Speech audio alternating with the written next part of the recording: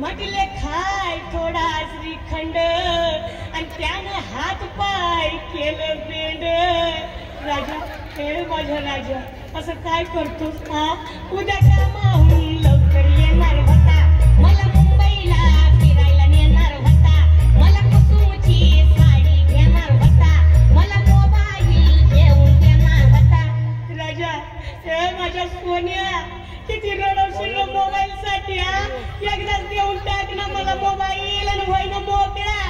तुझा मोबाईल कुणी नेला आणि गेला बाई माझा राजा गेला, अगं गेला बाई माझा राजा गेला.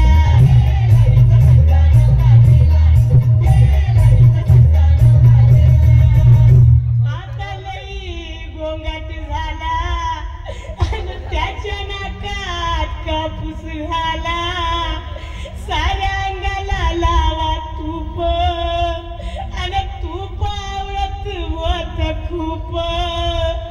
अगं बायानो बघा ना ग कसा अमिताभवानी दिसतोय. हे राजा अरे उठ ना लवकर, तुला भेटायला केबलवाला आला, बिल घेऊन तयार आहे दूधवाला, मला बघून रडतो या पाववाला, तुला बघून सावकार थंडगार झाला. हे राजा अरे असं काय करतोस रे येड्यावानी हा? तुला जायचं होतं ना, मग ह्या सगळ्यांचं बिल चुकता करून जायचं होतं ना. एवढा लवकर कसा मेला? गेला बाई माझा राजा गेला, अगं गेला बाई माझा राजा गेला.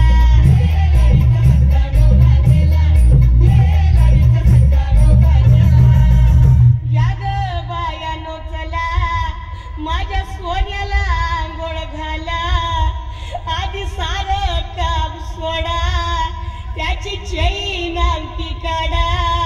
सोन्या हे माझ्या सोन्या तुझी आठवण येईल अशी एकही वस्तू मी घरात ठेवणार नाही.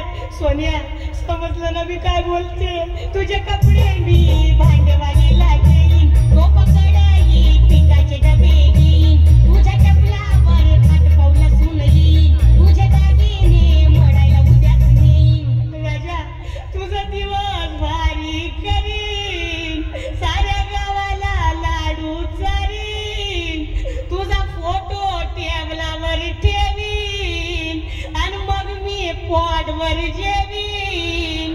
तू तर पोटवर दारू पेला आणि गेला बाई माझा राजा गेला, अगं गेला बाई माझा राजा गेला.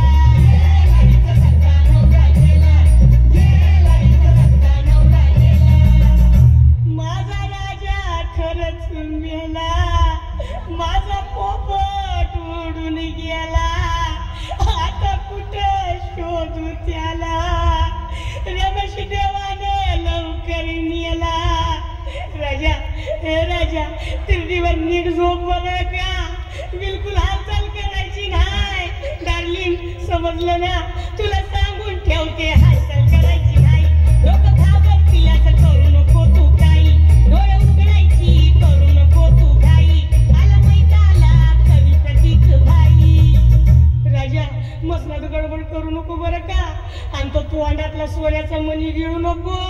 उद्या राग सावडायला आले ना मी, मग मला भेटला पाहिजे. कसं